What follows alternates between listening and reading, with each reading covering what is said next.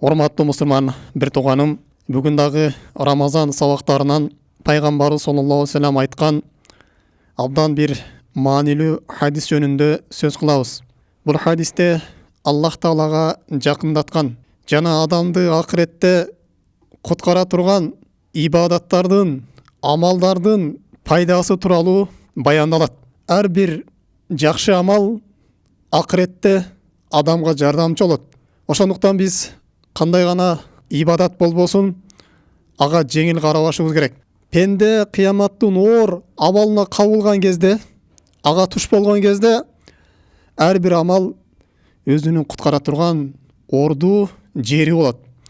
Ошондуктан биз жакшы амалдарды көбөйтүшүбүз керек. Ибадаттарга көңүл коюп, маани берип аткарышыбыз керек. Шариятыбызда кээ-бирки амалдар фарыз болгон болсо, ал эми кээ-бирки амалдар ошо фарызга кошо бул нафил иретинде аткарылатын ибадаттар бар. Биз фарыз менен чектелип, анан нафилдер таштап койбошубуз керек. Анткени фарыз амалдардын ордун толуктай турган бул нафил ибадаттар болот. Эми пайгамбар саллаллаху алейхи вассалам айткан хадиске келе турган болсок, бул өзүнө 19 жакшы амалды камтып алган, 19 ибадаттын түрүн камтып алган. Жана ушул 19 ибадат кыямат күнүндө өз ээсин кандай куткарат, кандай ага жардамчы болот, ушул тууралуу баяндап берет. Жана ошондой эле бул дүйнөдө бул пендеге кандай өзүнүн пайдасын тийгизет. Ушул тууралуу пайгамбар саллаллаху алейхи вассалам бир хадисте бизге баяндап берет. Абдурахман ибн Самура радиаллаху анху айтат: "Хаража алейна Расулуллах саллаллаху алейхи вассалам яуман ва кунна фи суфатил Мадина." Пайгамбар саллаллаху алейхи вассалам бизге бир күнү Мадинадагы Суфа деген жерде, бул ошол Мадинада мешіттен бир бурчу. Ошол жерде кедейлер түнөп, ошол жерде илим алып, ошол жерде ибадат кыла турган жер. Мына ошол жерге пайгамбар саллаллаху алейхи вассалам бизге чыгып калды дейт. Биз отурган кезибизде. Факала, жана бизге айтты: "Инни раайту ал-барихата ажабан" дейт. Кече түнү мен абдан бир таң калыштуу түш көрдүм дейт. Түшүмдө ушундай таң калыштуу нерселерди көрдүм дейт. Андан кийин пайгамбар саллаллаху алейхи вассалам сөзүн улап төмөндөчү баяндап берет. Биринчисин айтат: "Раайту ражулан мин уммати." Менин үммөтүмдөн бир адамды көрдүм. "Атаху малакул маут лияқбида рухаху" дейт. Анын жанын алуу үчүн өлүм периштеси келди. "Фажаху бирруху бивалидайхи фараддал малакул маут анху" дейт. Ошондо анын ата-энесине кылган жакшылыгы келип, аны өлүм периштесинен сактап койду, өлүм периштесин кайтарып койду дейт. Демек, урматтуу мусулман бир тууганым, ата-энеге жакшылык кылыштык бул өмүргө береке берет экен. Өмүрдүн узун болуусуна себепкер болот. Өмүрүңүз берекелүү болушуна себепкер болот. Албетте биздин бул дүйнөдө жашаган максатыбыз Аллах Таалага көп ибадат кылып алыштык, көп соопторго ээ болуп алыштык. Дүйнөдөн өмүрүбүздүн узун болуудан максат, ден соолукта болуудан максат бул ойноп, күлүп, жыргап алуу эмес. Балки негизги максат Аллах Таалага ибадат кылуу. Ал эми ата-энеге жакшылык кылыштык бул ошол өлүм периштеси пенденин жанын алган кезде дагы кайтарып койду да ушул жакшылыкты болот. Демек, инсандын өмүрүнүн узун болуусуна бул ата-энеге жакшылык кылуу себепкер болот экен. Биз ата-энебизге колубуздан келген жакшылыкты кылышыбыз керек. Эч болбоду дегенде эле аларга өзүбүздүн зыяныбызды тийгизбешибиз керек. Алардын көңүлүн орто турган, алардын маанайын түшүрө турган сөздөрдү айтпашыбыз керек. Жана иш-аракеттерди кылбашыбыз керек. Андан кийин пайгамбар хадисин улап: "Варавайту ражулан мин уммати", мен үммөтүмдөн дагы бир кишини көрдүм. "Коду буситу алейхи азабул кабр", ага азап, кабыр азабы башталган болчу дейт. "Фажахудуху фастанқазаху минху", анын бул дүйнөдө алып жүргөн даараты келип, аны куткарып койду дейт. Демек, даараттын фазилети бул кабыр азабынан сактайт. Кабыр азабынын көпчүлүк себеби бул инсан өзүнүн нажасатынан сактанбагандыктан болот. Өзү ошол зара кылгандан зарасынан сактанбагандыктан, же кийимин нажасынан сактанбагандыктан кабыр азабына душар болот. Ал эми даарат алыштык, киши кийимин таза кармап жүрүштүк, нажасаттан алыс кылып жүрүштүк, даарат алып, гусул алып жүрүштүк. Бул эртең инсандын кабыр азабынан сактай турган амал экен. Андан кийин Равайту раджулан мин уммати, мен үмметімден bir kişini gördüm deydi. Kodu ihtavaşathu şayatin, аны шайтандар курчап алыштыр дейт. Фажаху зикруллаху азза ва жалла фатаррадаху шайтана анху дейт. Ошондо Аллах Тааланы эстеп жүргөн зикири келип, шайтандарды андан кууп жиберип, шайтандардан куткарып чыкты дейт. Демек зикир.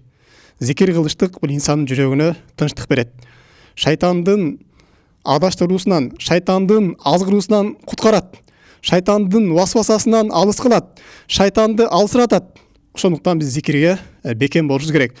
Андан кийинки равайт рожуля мин уммати коду ихтавашатху малаикатул азаб. Мен үммөтүмдөн дагы бир адамды көрдүм, аны азап периштелер курчап алышкан эле дейт. Фажаху салатуху фастанқадатху мин айдихим дейт. Ошондо анын намазы келип, аны алардын колунан куткарып алды дейт. Азап периштелеринен окуган намазы келип, куткарып кетти дейт. Равайт рожуля мин уммати элтахибу атошан. Ва фи риваятин елхасу атошан дейт. Мен үммөтүмдөн бир адамды көрдүм, ал абдан суусап калыптыр дейт. Куллама дана мин хаудин муни' ва тарада дейт. Анан ал ошол жердеги көлмөлөргө жакындаган кезде дейт, пайгамбарларга кыямат күнүндө хауздар берилет. Көлчүктөр берилет. Ошол жерден адамдар суу ичет. Ошол көлчүктөргө жакындаган кезде баары аны кайтарып, аны куулап жатышты дейт.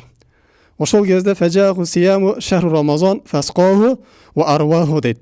Анын Рамазан айында кармап жүргөн орозосу келип, ага суу берип, аны кандырып койду дейт. Демек, урматтуу мусулман бир тууганым, бүгүн кыйналып биз орозо кармап аткан болсок, чаңкап орозо кармап аткан болсок, ачка калып орозо кармап аткан болсок, эртең кыямат күнүндө сиз чаңкап турган кезде пайгамбарлардын хаузунан, алардын Аллах Таала берген көлмөсүнөн бизге суу берет экен. Андан кийин равайт рожуля мин уммати равайту набийина жулусан халкан дейт. Мен үммөтүмдөн бир адамды көрдүм, андан кийин да пайгамбарларды көрдүм. Алар өз үммөттөрү менен топ-топ болуп отуруптур дейт. Кулламадана иля халкатин турида дейт. Жанагы киши жанагы топторго жакындаган кезде баары өз тобуна жакындатпай, жанагы кишини куулап жатты дейт. Фажаху гуслуху минал жанаба фахаза биядихи фақадаху иля жанби дейт. Анын жунуттуктан алган гусулу келип туруп, анын колунан алып, менин жарыма алып келип отурусуп койду дейт. Демек, урматтуу мусулман бир тууганым, жунуп болгон кезде гусул кылыштыктын фазилети бул эртең кыямат күнүндө пайгамбарыбыздын жанына отурууга себепкер болот экен. Дагы сөзүн улап пайгамбар айтат: "Варавайт рожуля мин уммати байна ядайя зулма, мин халфихи зулма, ан яминихи зулма, ан ясарихи зулма, ва мин фауқихи зулма, ва мин тахтихи зулма, ва ху мутахайярун фиха" дейт. Мен үммөтүмдөн дагы бир адамды көрдүм, анын алдында да, артында да, ортосунда да, сол жагында, үстүндө караңгылык болуп атат дейт. Мутахайярун фиха, ал жерде адашып эмне кылышын билбей турат дейт. Караңгылыкта жол таппай. Фажаху хаджуху ва умратуху фастахрajаху мина зулумат ва адхалаху фин-нур дейт. Анын бул дүйнөдө кылган ажылыгы менен умрасы келип, аны караңгылыктан чыгарып, нурга киргизип койду дейт. Демек, урматтуу мусулман бир тууганым, ажылык амал, умра амал кыямат күнүндө пендеге нур болуп берет экен. Эми хадисибизди дагы бир аз тездетип кое турган болсок, равайту рожулан мин уммати яттaqi вахжан нара ва ширариха биядихи дейт. Мен үммөтүнүн бир адамды көрдүм, ал тозоктун жалынан жана учкундарынан өзүнүн колу менен ушундай сактанууга аракет кылып жатты дейт. Бирок сактана албай күйүп жатты дейт. Фажаату садакатуху фасарат сатрatan байнаху ва байнан нар ва заллалат ала расихи дейт.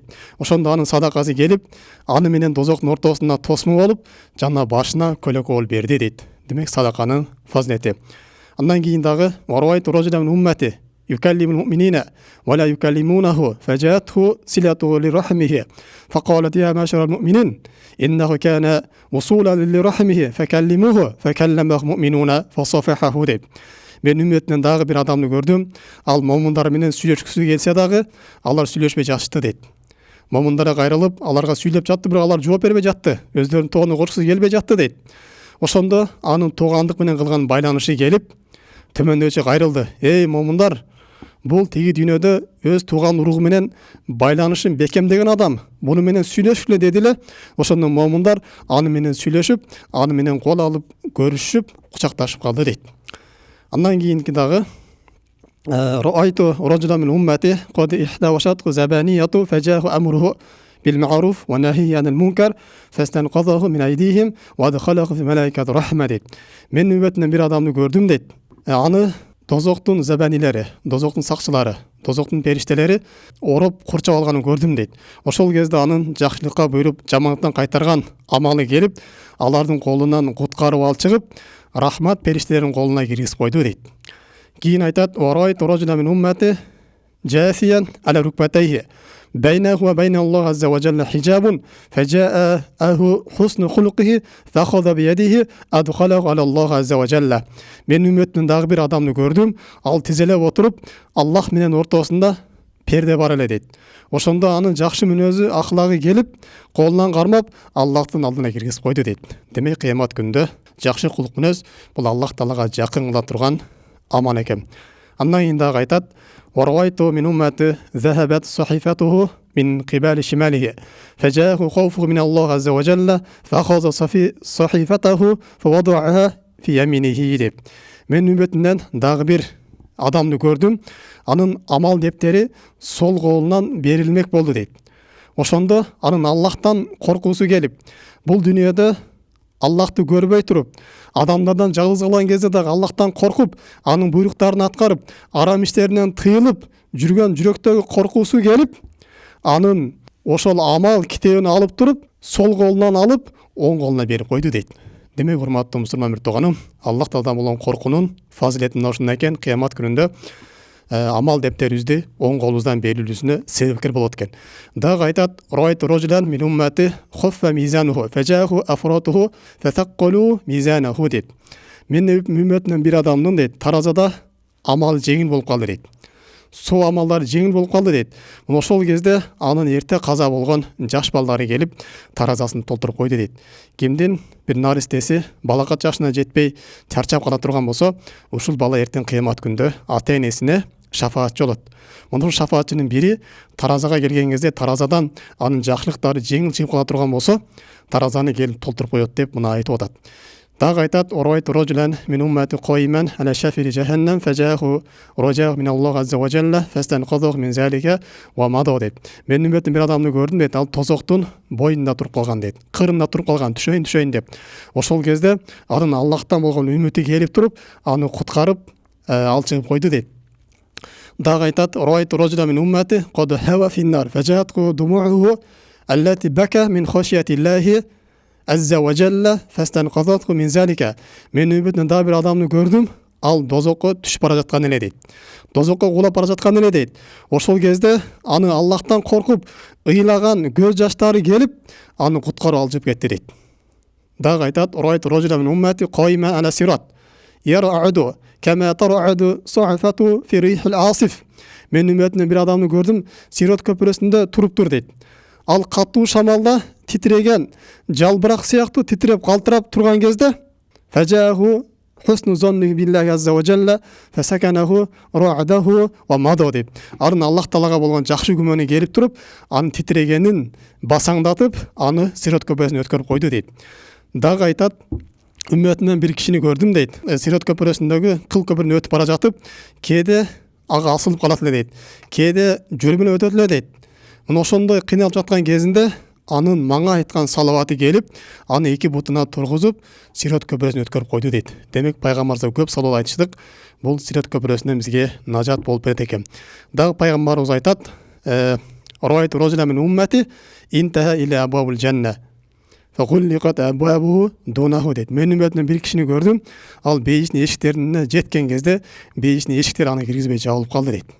Фажаатху шахада, ошондо шахадат келмеси келди дейт. Ла иляха иллаллах Мухаммад Расулуллах деген келмеси келип туруп, футихат лаху абвабул жанна ва дахалатху дейт.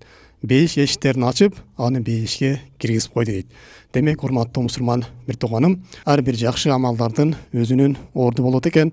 Эртең кыямат күнүнө Аллах Таалага жакындатат экен, жана бизди азаптан куткарып чыгат экен.